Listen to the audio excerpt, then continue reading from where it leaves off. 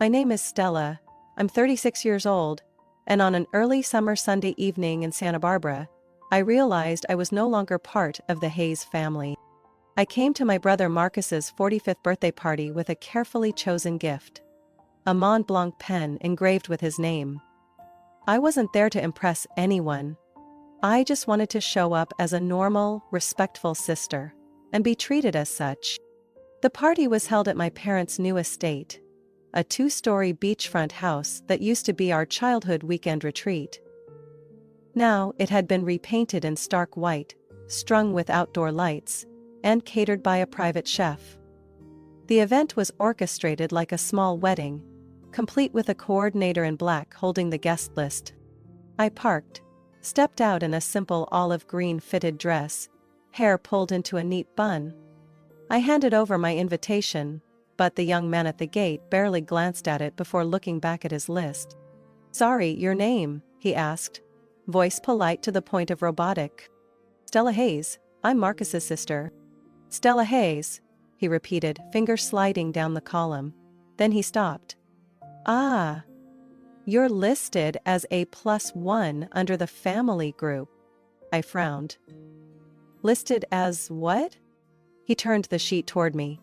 Under Hayes family, there were Marcus, my mom Judith, my dad Kenneth, our cousin Crystal and her husband. Even their Pomeranian had its own line. At the very bottom, in smaller font, +1, under family group. I let out a dry laugh. "So, I'm below the dog?" He said nothing. I pinned the guest badge to my chest and walked through the gate like a stranger. Classical music mingled with lavender-scented candles. The backyard was tented, carpeted with artificial grass, and the tables were arranged in a neat U-shape. I glanced around. A few people gave me brief looks, then quickly turned away. No one in the family came to greet me. I found my table, number 9, tucked against the fence near the portable kitchen.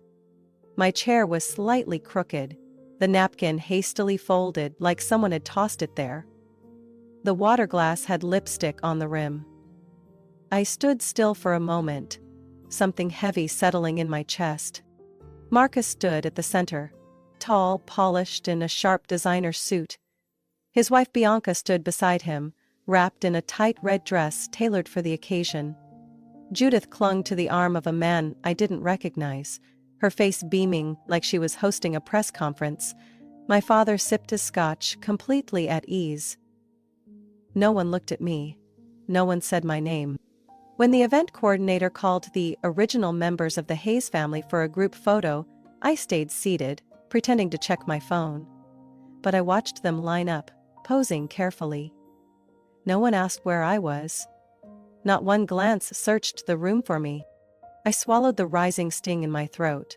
In that moment, it was painfully clear. I no longer belonged here. They hadn't thrown me out. They had erased me. No words, no argument. Just a guest list and one quiet line of fine print had done the rest. I didn't leave the party. But from that moment on, I began to leave the family. From the inside out. The main event began at 6:30 p.m. Just as the sun slipped behind the western hills of Santa Barbara, leaving the sky a soft amber glow, like wine swirling in a glass. I was seated at table 9 when the stage lights dimmed, the jazz music faded, and the MC's voice rang through the microphone. "Please welcome to the stage, Stella Hayes." I looked up, startled.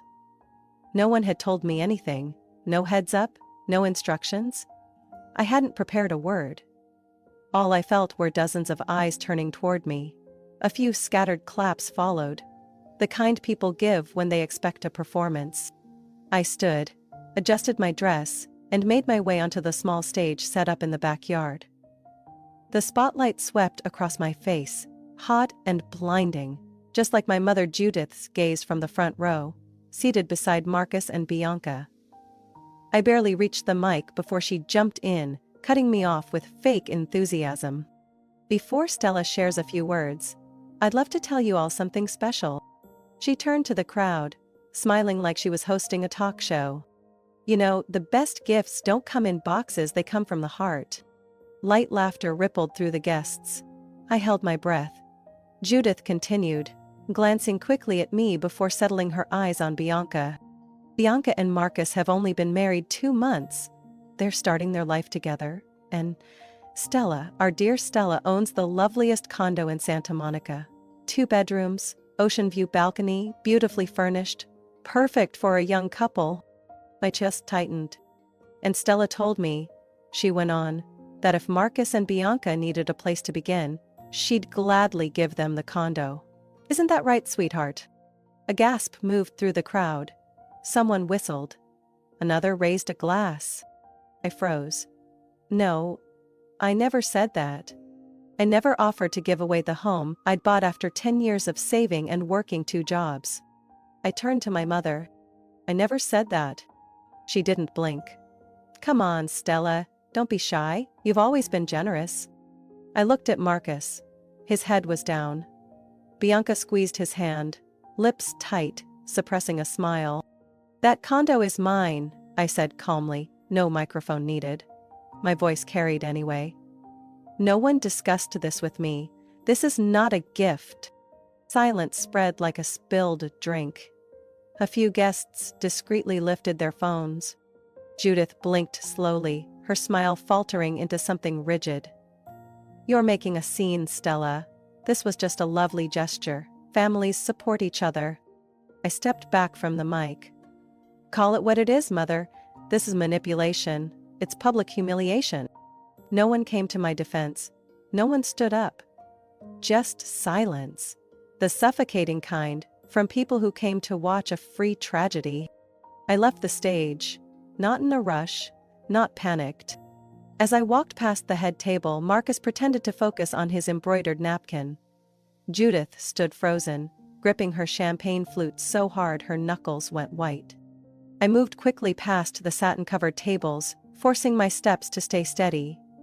The scent of grilled meat and red wine mixed with lavender from the oil diffusers, but all I could sense was blood. Not yet visible. But my body already knew. I had just reached the dessert buffet when a low, sharp voice cut through the air behind me.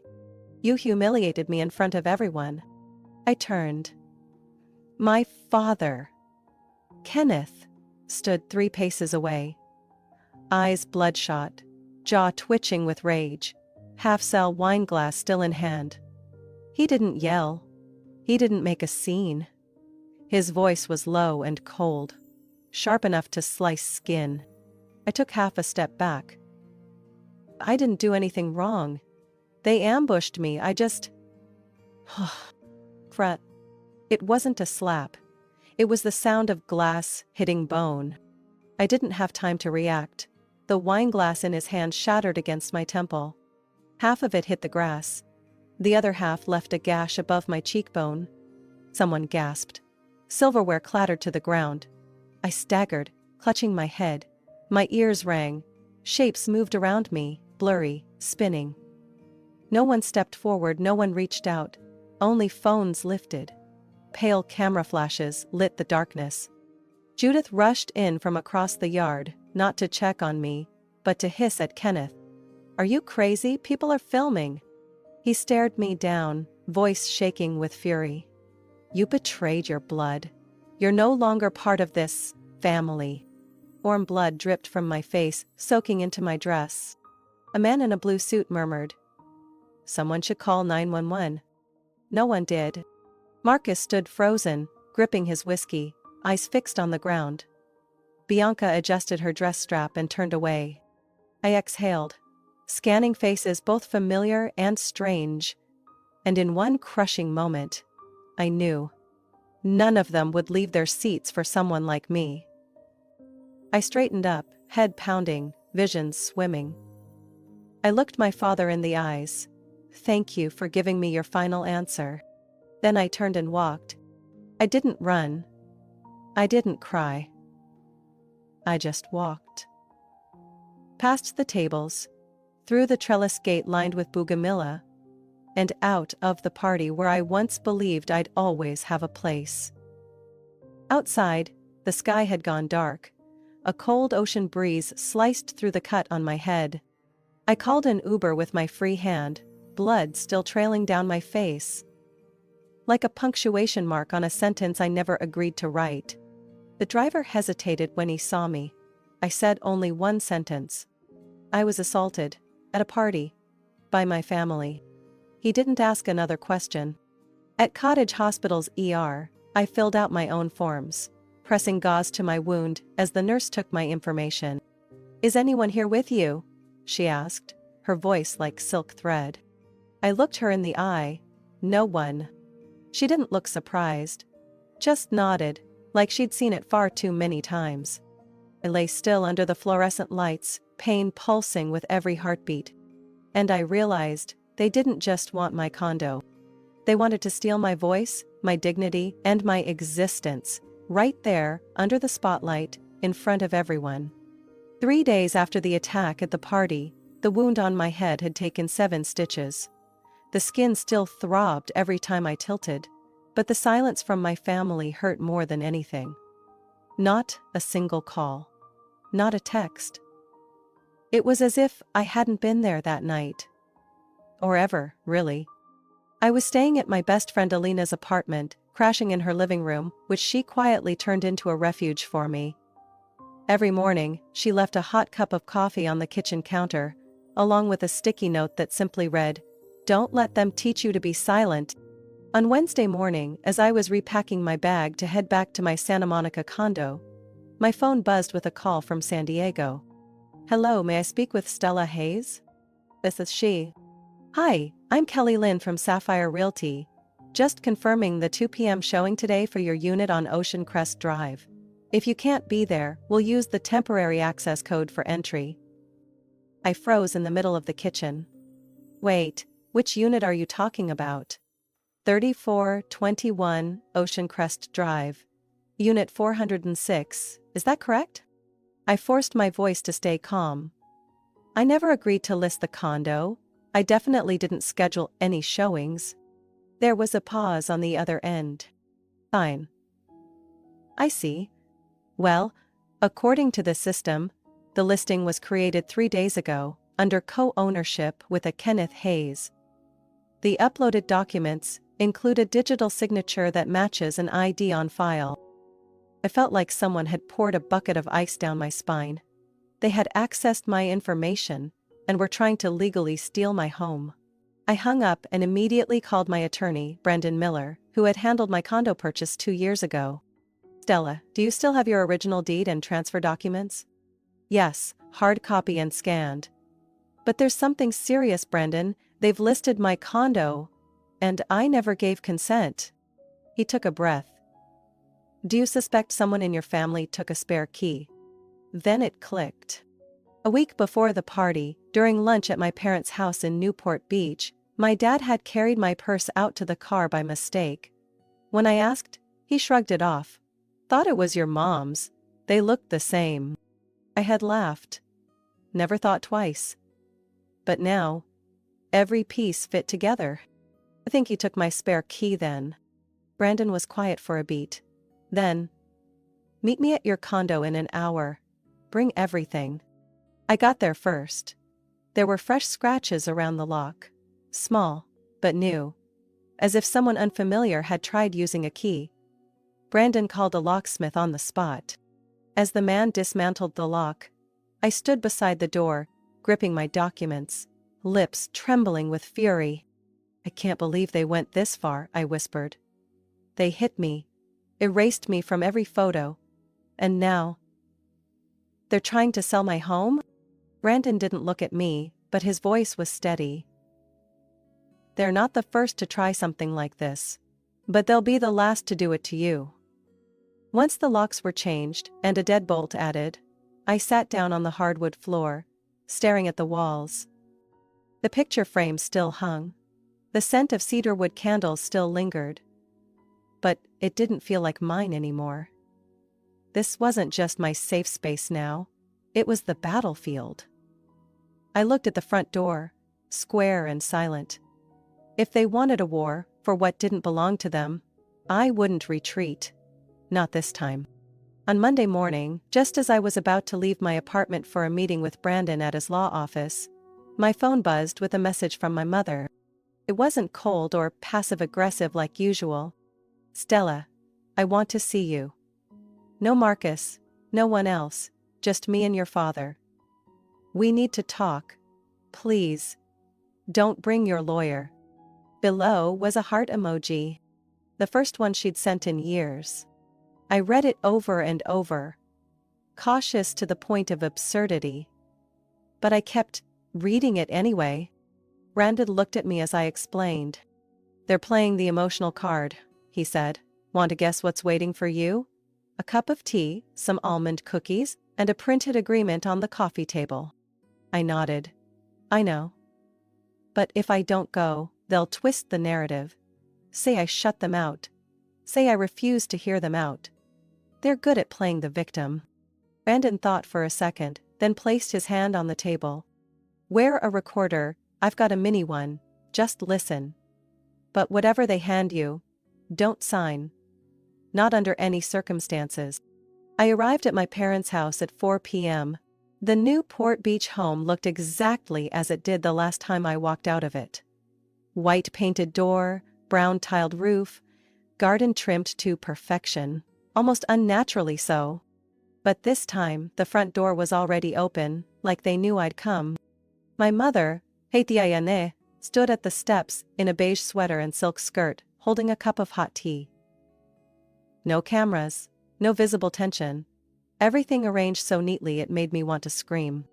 "Thank you for coming, sweetheart," she said in a soft, measured voice. I nodded. No hug. I didn't step in right away, just stood and observed.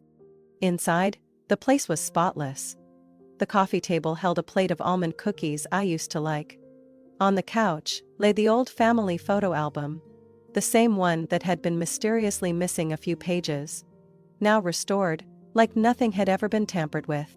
My father, Kenneth, sat in an armchair by the fireplace, holding a brandy glass, no longer furious like at the party. He now played the role of the calm, contemplative father, just slightly regretful. Just smug enough. "Sweetheart," he started. "We shouldn't have let things get this far. Everyone's been hurt. Everyone's lost something. But family is still family." I sat down. Didn't touch the cookies. Didn't take the tea. "Lost something?" I said quietly. "I lost blood." "And you were trying to sell my condo." My mother cut in with a flat smile. "That was a misunderstanding, Stella. The realtor probably made a mistake. We never meant for that. But to avoid unnecessary legal drama, your father and I prepared a settlement document." She pulled a manila envelope from the coffee table drawer and placed it gently in front of me like it was a birthday invitation. "This is a mutual agreement. You'll keep your name on the deed, but Marcus and Bianca will have exclusive usage for 10 years. The property is still yours. But you won't sell it, and you won't cause trouble." I flipped it open slightly. Legal jargon everywhere. But the last line said it all. "Party A agrees to grant Party B exclusive usage rights of Unit 46 Ocean Crest Drive, including rental and full management control, for a period of 10 years. I looked at my mother, then my father, both silent. Wait. No threats, no begging, just pressure, disguised as reconciliation. I folded the document and placed it back on the tray. This isn't peace, it's a calculated land grab. My father leaned forward, voice darker. "You think dragging this into court will get you anywhere? Your reputation, your job, your relationships. How far do you want this to go?" I stood up and reached into my bag for the tiny recorder I'd switched on before stepping inside. I placed it right in the center of the table. "I don't want anything to go anywhere," I said. "I just want to leave here with evidence." My mother's face turned pale. Kenneth's grip tightened on his glass, and the faint clink of crystal echoed like a gunshot in the stiff room. I didn't need to say another word. I walked out of their house without a goodbye. Peace wasn't in that living room. It was waiting for me. Behind the court documents I was ready to file. 4 days after the reconciliation trap, I sat in Brandon Miller's law office in the Santa Monica Financial District, flipping through documents, my head tight with a rage I'd kept buried too long. Brandon had just uploaded the audio recording from that meeting to secure storage when he slid a fresh file across the desk. "Do you remember the house on Pinewood?" he asked. "The one your parents have lived in since 2012? I frowned. Of course. Back then, they were in financial crisis. Marcus had just lost his job. They defaulted on the mortgage. I helped them save it. Brandon nodded. Right. And I just rechecked the deed. Stella, that house is still in your name. I froze. What did you say? He turned his laptop to face me. On the screen was a scanned copy of the 2013 property transfer. The registered owner, Stella Hayes. They never requested a title transfer. No quitclaim deed, no written agreement, nothing. Legally, you're still the sole owner. I leaned back, as if someone had hit me. They'd lived there over a decade.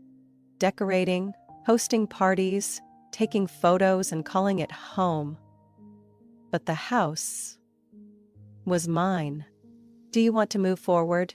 Brandon asked, his tone as casual as if offering coffee. I didn't answer right away.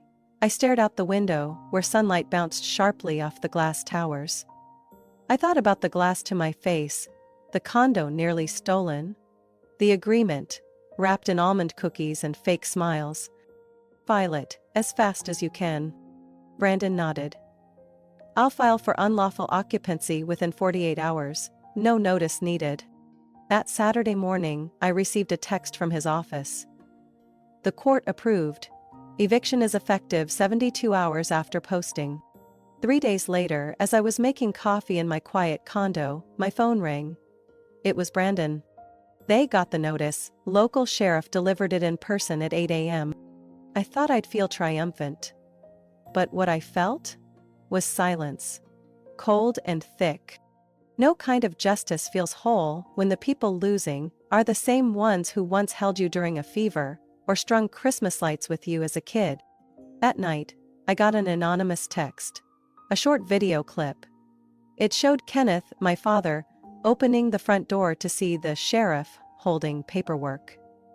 His face froze like he didn't understand what was happening. Judith, behind him, yelled something unintelligible, her hand trembling as she saw the sealed yellow envelope stuck to the door. I didn't rewind. I didn't save it.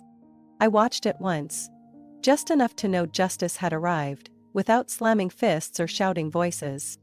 The next morning, Brandon sent a photo. The Hayes nameplate had been removed from the gate. No protests, no appeals, no apology. They'd grown comfortable with the idea that I'd always forgive, that I was the good daughter, the one who never pushed things too far. What they didn't realize was that line had been shattered the moment they dared to call theft a gesture of love. I stood up, poured another cup of coffee and placed my hand on the wooden kitchen counter, where morning light poured in, soft and golden. No one could force me out of this space again. And I didn't need anyone else to tell me I belonged here. I no longer needed anyone at all. 1 week after the eviction order was enforced, I had barely stepped outside. Not out of fear, but because, for the first time in years of playing the resilient daughter, I was finally allowed to exist in a silence no one could breach. On Saturday evening, as I reorganized my bookshelf, my phone buzzed with a message from someone I never expected. Bianca Hayes, Marcus's wife. We were never close.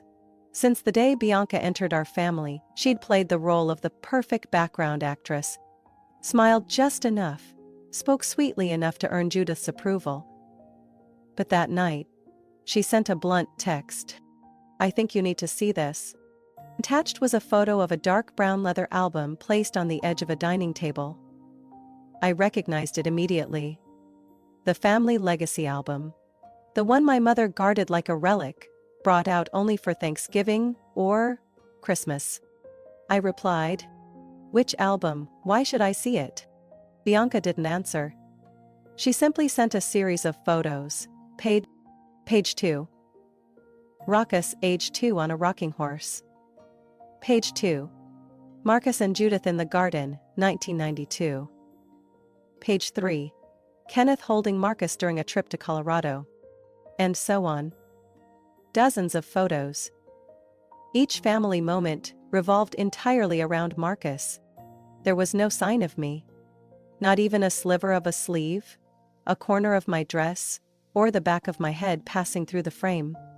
I clenched my phone, my chest went cold. I wasn't someone who needed to be the center of attention. But I had been there. I remembered. I was the girl with glasses, always standing beside Marcus at Christmas parties. The one who baked cookies with Mom during Lunar New Year. Her so-called stress relief days. The one who cradled our new puppy Dobby the day he came home. My type. When did my mother erase me?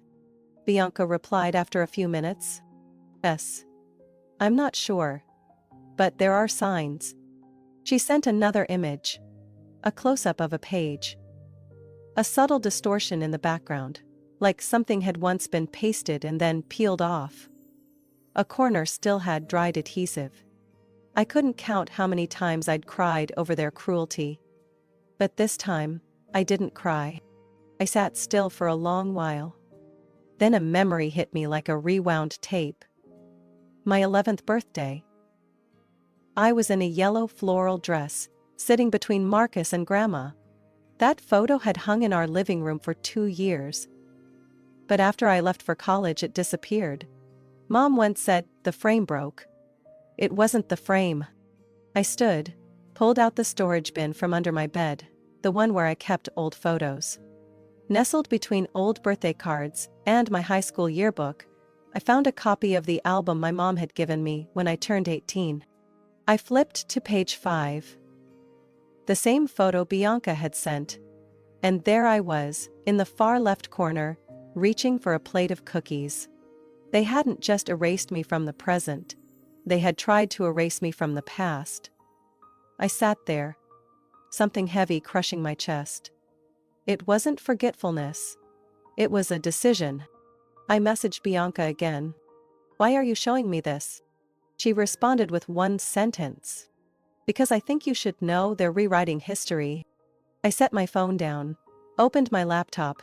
I created a new folder, The Truth.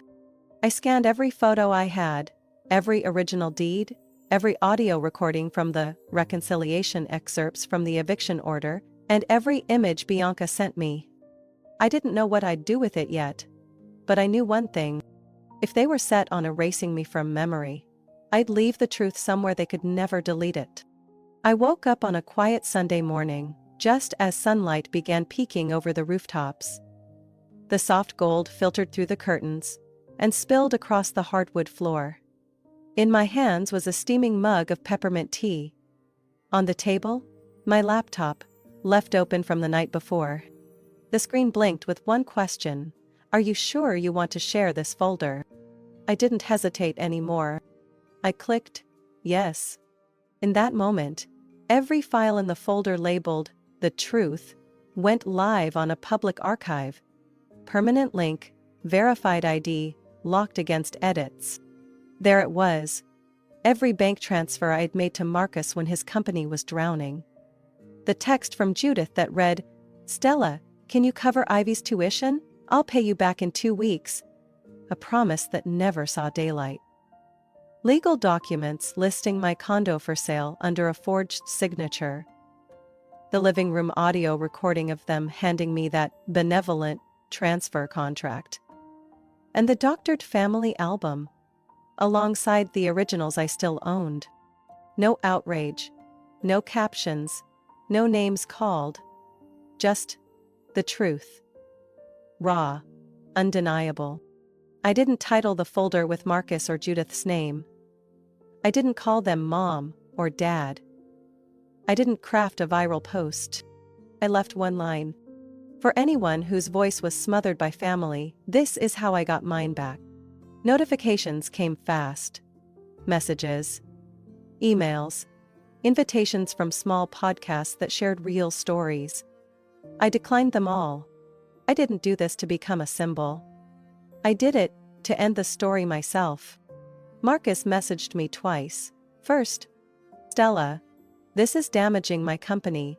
Are you trying to destroy me?" Then colder, "Congrats, you tore down your whole family just to play the victim." I didn't reply. 3 days later, Judith left a nearly 2-minute voicemail.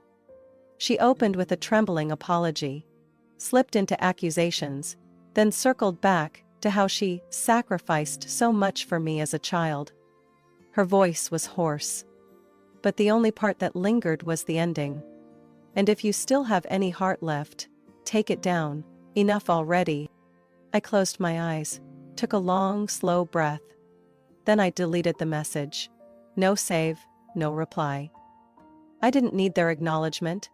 I didn't need anyone's forgiveness. That afternoon I stopped by the local nursery. Ty bought a small lavender pot and a fig tree in a soft glazed ceramic planter. I placed the fig by my window, where the light could drench it daily. Not for feng shui. I just liked how it grew. Upright, steady, needing no one's support. That evening I made dinner with Alina. Lemon garlic linguine with freshly shaved parmesan, fine as snow. We played soft jazz, talked about books, a new documentary, whether to grow thyme or basil on the balcony. I had never felt so allowed to exist. After dinner, I sat alone under the kitchen's amber light.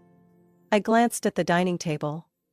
The one where I used to fold napkins into perfect triangles during holidays, hoping for my mother's approval. An approval that never came, but now, no one got to define me through silence. I didn't forgive. But I didn't hate. I just no longer let them reach me. Not with words, not with tears, not with empty promises. My name is Stella Hayes, and I have returned, not as the obedient daughter, not as the quiet burden bearer. I returned with the full truth, and no one will ever take it from me again. Stella's story is a powerful reminder that sometimes family is the first place where our voice and worth are stripped away. But she chose to rise, using truth and the law to take back control of her life. In the real world, no one is obligated to endure forever. Silence is not a duty, and blind loyalty should never come at the cost of dignity. You have the right to choose peace, even if it means walking alone. What do you think about Stella's decision and how she reclaimed her life? Share your thoughts in the comments below. And don't forget to follow the channel for more powerful stories about family, self-worth, and the journey to finding your true self.